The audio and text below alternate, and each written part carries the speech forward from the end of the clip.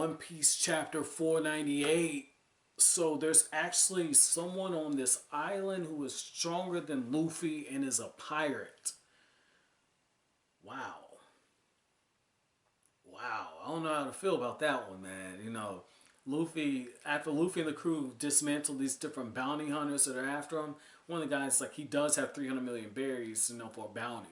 And they're like, well, we should at least be able to get one of them. But when they get in there and they start speaking to Shakky and she starts explaining that, hey, if you don't read the paper, you don't know who your rivals are. And now I'm starting to see, like, my whole thing with maybe the pirates in the world government, you know, I was looking at it more from the lens of, like, Luffy and his crew of pirates. You got some real scumbags who are pirates, man.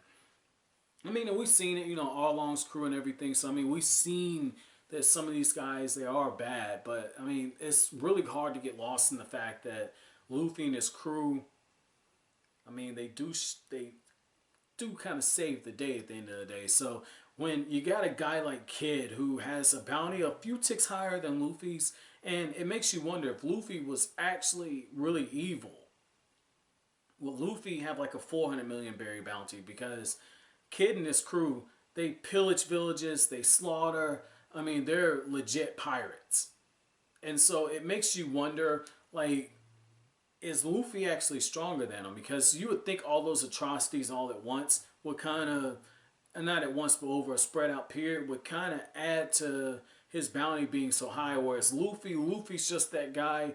He's running the other direction. He's causing so much ruckus you can't ignore him. And that's telling. Out of all of those pirates that kind of stood out, there's two who had really cool designs I thought were pretty good. And then there's one who had a interesting, looks like, backstory.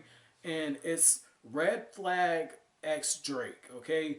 And they called him the Fallen Naval Officer. Don't really care for his design, but the fact he used to be a Navy officer and now he's a pirate, it lets me know that there's probably a really good backstory there. And I really I can't wait to see how that's going to unfold. And the other one who has a really cool design is the Surgeon of Death. Law. He has a bounty of 200 million berries, and I love the fact that as all these different pirates are kind of fighting, he's just taking in the scene and he's just looking around and he says, Drake, how many people did you kill? This ought to be good. And I just love the really chill expression that he has. Like, really, really interesting. Like, this is really key. And the fact he's from the North Blue, that's kind of cool too, because if I'm not mistaken, I think Sanji's from the North Blue. It's either Sanji who's from the North Blue or Nolan was from the North Blue. But I like the fact that, you know, they're all from different areas.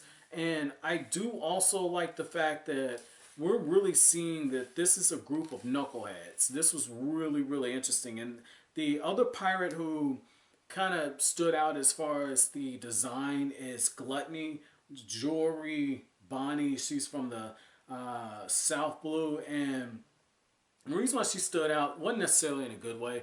I think she's got like a little bit of a trashy type of design, and it really fits given the fact that, you know, she's, you know, eating with the legs spread open. She's on top of the table, and she's probably, you know, eating in a way that, like, Luffy be like, hey, I want some of that. Like, even Sanji will find a way for that to be attractive, man. Sanji be like, hey, I want one piece of that. Like, that's really interesting, the fact that, you know, Oda does have that and has somebody acting in that classless of a way. Because one thing that I can say about Oda is, for the most part, his women have been classy. Like, you know, think about it. You have characters like Kaya and Vivi.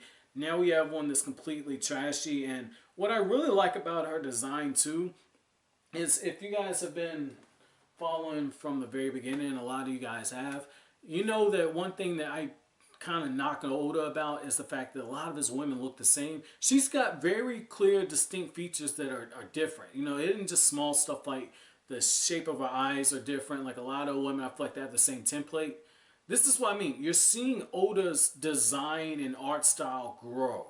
And, I mean, at first, when I first started reading, I was like, oh, you know, it's a little cartoony, whatever. Like, no, like, you're actually seeing Oda's designs get more intricate and complex. This is really good, because if you compare her design opposed to other women, it's not as attractive because she's drawn in a trashy way, but the shape of her nose is different, her face is drawn different, the jaw structure is different. Like, a lot of the women had the same jaw structures. And one thing that you do see is when you compare like Nami from when she first debuted, I think like in chapter 5 or 6, like it was choice. Now 5 or 6 would be Zoro, so I think Nami would be like 9, 10, 11, somewhere around there. Her actual face and structure and everything is very subtly changed over the time. Obviously, this has changed too. Like her breasts have gotten bigger, and it's because Oda gives into the whole fan service thing or whatnot. Because you guys said one of his editors said that his women aren't very attractive. So he said, "Ha, throw some boobs on it. Like throw some boobs on that bitch." Like okay, whatever, okay. But he's starting to make the women even in the crew. So with Nami and with Nico Robin, the designs have changed in subtle ways. Like the faces are getting a little sleeker. He's doing things with the hair. I mean, it's little small stuff. It's very interesting that Oda is putting in the effort that he's doing, and you also see it with the way Luffy's being drawn. So I don't know if that's Oda making a conscious effort to kind of clean up some of these characters, maybe in a way to show that time has progressed. They've been on the Grand Line for a while, and as you guys know, if you go look at pictures of yourself from like 3-4 years ago, you can notice the changes in yourself. So I don't know if that's what it is, or if this is a situation where Oda's putting off a little bit more onto his staff in order to meet his deadlines. Because if you don't know, like with the mangaka, they have to turn in storyboards like a few weeks in advance, but they got to have those chapters drawn and approved and all that the week. Like they're on a very tight schedule. So I don't know if that's what it is, but I do like what I'm seeing. But what also stands out about all of this is the fact that Hachi is proving to be super useful, and it's almost enough for me to say that he's redeeming himself for what happened on Arlong Park. I mean, this is really interesting, and you even have Shakky where she says like, "Hey, you know what? Like, you stop being a pirate. That's good. Honesty is the best policy." And she tells Luffy like, "Hey, your grandfather used to chase me around the Grand Line. I used to be a pirate." And it's like you're seeing that there is life after this. And so it does open up the door, because I still think like Luffy, because he was on the executioner's block at Lug Town, it's probably going to be King of the Pirates and Kill, because there's too many eerie parallels. And one thing that I do like is the fact that Oda opened up the door here to say that you can walk away from it, no matter how famous you are. You don't have to live looking over your back like the other guy that Luffy and them are going to go look for. But at the same time, there is a chance for happiness there. So it does open up the door for there to be a happy ending. And honestly, because of the way that shonens usually work, I can see a situation where Oda might say, "I want to kill him off," and he can't really do it until after One Piece ends. I mean, that's what Kishimoto's doing with Naruto. Like, he heavily implied that Naruto Uzumaki died, and it pissed a lot of people off. And yet, when the Boruto anime starts ramping and all that, people are going to watch that shit. So, I mean, it's something to keep in mind, yo. But the other thing that kind of really hit me on this is the fact that the world government, in a way, has the Grand Line structured with all these, or the Grand Line itself is structured, not the world government is structured, but the Grand Line itself is structured where you have all the different paths you can take. I knew that. But I did not know that it was seen as a survival test in order to weed out those who are not worthy, and to make it as far as Luffy and them did to Sabaody to make it here shows that they're the cream of the crop. And now you have people rooting for them. And now I see why when Shanks saw Luffy got the bounty and got the update on Luffy from Mihawk, while Shanks just started, saying, "Haha, that's my boy right there." Like, seeing that type of stuff, it just shows that, like, what Don Krieg told Luffy before he got on the Grand Line was true. Not everybody makes it. And so it makes you wonder what's going to happen at the New World. And what's also interesting is the fact that Shakky says, with so many rookies here now, and to be this powerful and to be this notorious, this is going to be interesting. There's going to be a bloodbath in the New World. So now they have more foreshadowing.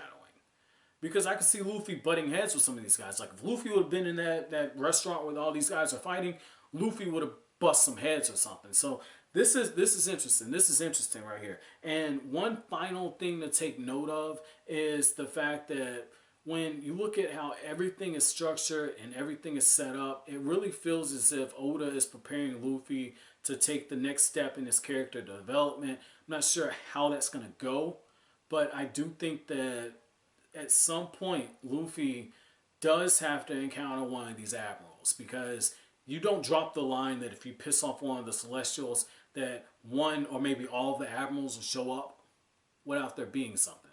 So my chapter question to you guys is, out of all of the different rookies who showed up, which character design stood out to you the most, and which one were you rooting for? Don't say Luffy. Out of these, which one caught your attention? But as always, guys, if you like anything I had to say, don't forget to comment, rate, subscribe, and share. Thank you so much for watching the video, guys. Have an awesome day.